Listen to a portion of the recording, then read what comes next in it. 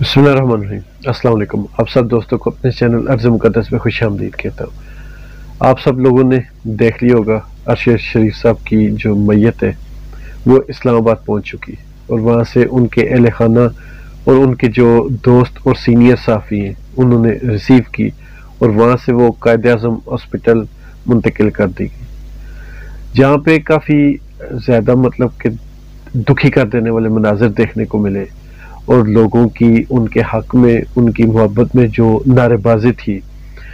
وہ بھی کافی دکھی کر دینے والی تھی، اور کافی سارے لوگ بول نیوز کے جو وہاں پہ رپورٹر تھے ان کے ساتھ جس بندے نے بھی بات کی وہ سب اپنے آنسو نہیں روک پا رہے تھے، وہ اپنے جو دلی جذبات ہیں وہ نہیں روک پا رہے تھے،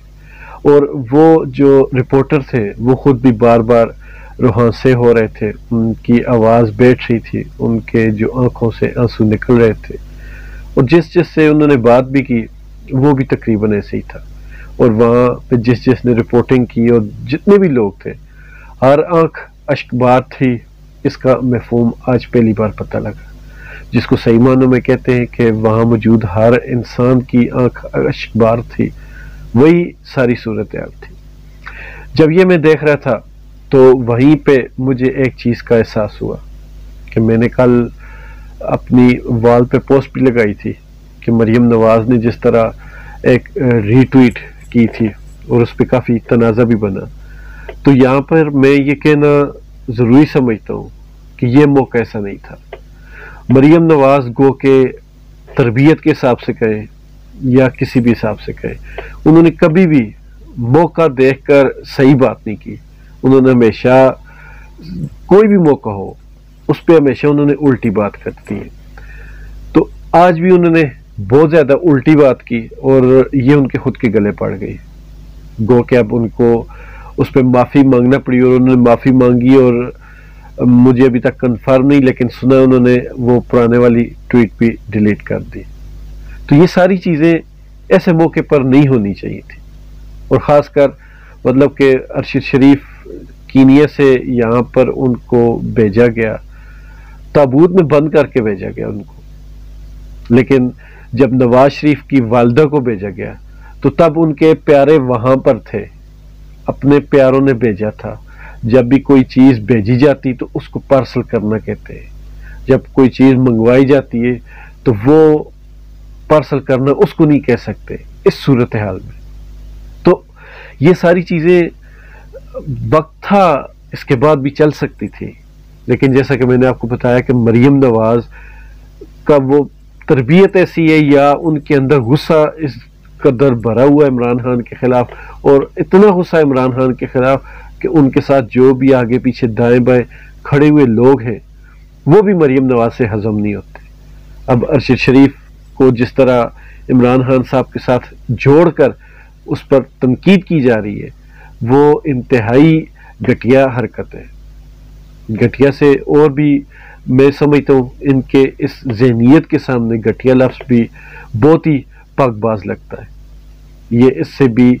بہت سارے ہاتھ آگے بڑھ کر ہے،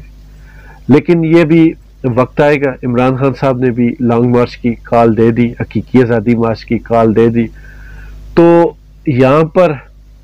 چند چیزیں میں آپ سے عرض کرنا چاہوں گا۔ جس پوزیشن پر عمران خان صاحب نے حقیقی آزادی مارچ کی کال دی، اب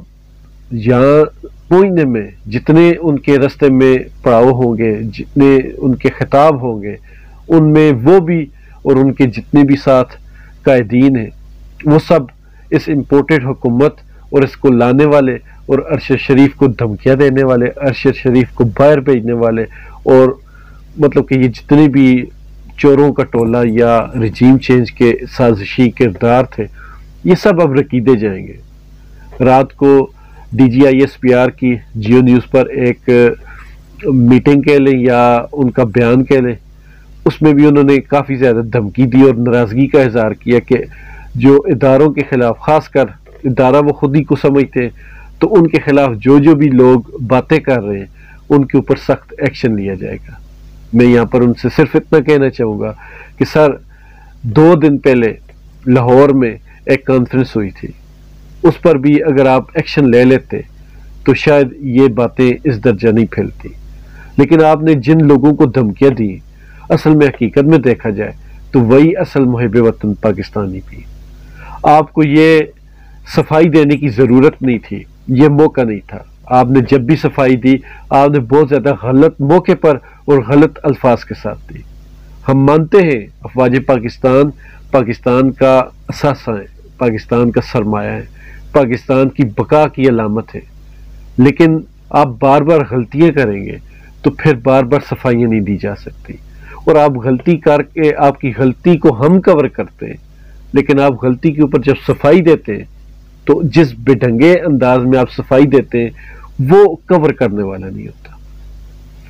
ارشد شریف صاحب کی فیملی پہ جو غم گزر رہا ہے اس پہ میں سمجھتا ہوں کہ کسی کو بھی سیاست کرنے کا کوئی حق نہیں تھا. لیکن یہاں جتنے منہ اتنی باتیں، یہ پہلی بار دیکھا کہ کسی سیاست میں کوئی اس درجہ گندگی کی طرف گر سکتا ہے. یہ سیاست نے دکھا دیا.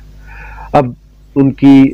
خیریت سے تدفین ہو جائے، اس کے بعد اگلے ہی دن عمران خان صاحب کا لانگ مارچ ہے، حقیقی آزادی مارچ ہے، تو یہ ساری چیزیں اس کے دوران نظر آئیں گی. آپ کو چاہیے تھا کہ آپ اپنے ادارے کی عزت بناتے، آپ اپنے ادارے کو بالکل نیوٹرل رکھتے جیسا کہ آپ نے کہا تھا، لیکن ایسا بدقسمتی سے ہو نہیں سکا. رات والا جو آپ کا جیو نیوز پہ بیان تھا، اس بیان کو دیکھتے ہوئے لگ رہا ہے کہ آپ کو صرف ایک طبقے کے اوپر غصہ ہے. اس کے علاوہ مریم نواز کی کل لندن میں اپنے ایون فیلڈ جو ان کے اپارٹمنٹ سے وہاں سے نکلتے ہوئے صحافیوں نے پوچھا کہ آپ نے جو ٹویٹ کی تھی کیا آپ کو وہ ٹویٹ کرنی چاہیے تھی؟ نہ نواز شریف بولے نہ مریم نواز بولے، وہ چپ کر گاڑی میں بیٹھ گئے. اس سے ثابت ہوتا ہے کہ ان کو بھی اب اندازہ ہے کہ لوگ اب ہم سے بہت زیادہ نفرت کرتے. تو آخری سوال میرا یہ ہے کہ جب یہ سارا کچھ ہونا تھا رجیم چینج کے بعد، یہ سارا جو بھی اس ملک کا بیڑا غرق کرنا تھا، اس کے بعد یہ مریم پہلے ہی نواز شریف آپ سے قابو نہیں آ رہا تھا، تو مریم کو باہر بھیجنے کا مطلب، حمزہ کو باہر بھیجنے کا مطلب، اب اس کے بعد عمران خان صاحب کی لانگ مارچ کی کال آ گئی. اب اس کال کے بعد کیسے ان کو واپس لایا جائے گا؟ اس کا مطلب یہ ہوا کہ ان دونوں کو نکالنا مقصد تھا، وہ نکل گئے. اور اب اس کے بعد عمران خان صاحب سے آپ نے ہاتھ اٹھایا، ان کو غصہ دلایا، اب وہ لانگ مارچ کر رہے ہیں. تو اس سے ثابت یہ ہوا کہ NRO 2 اسی بات کا تھا کہ ان کو لوٹنے دیا جائے اور ان کو باہر نکال دیا جائے. مجھے لگتا ہے کہ یہ ساری چیزیں پوری ہو چکی ہیں. اب عمران خان صاحب کیا کرتے ہیں وہ آنے والا وقت بتائے گا. میری یہ بھی دعا ہے اللہ تعالیٰ اس ملک و قوم پر اپنا خاص کرم فرمائے اور اللہ تعالیٰ ہم سب کا حامی و ناصر.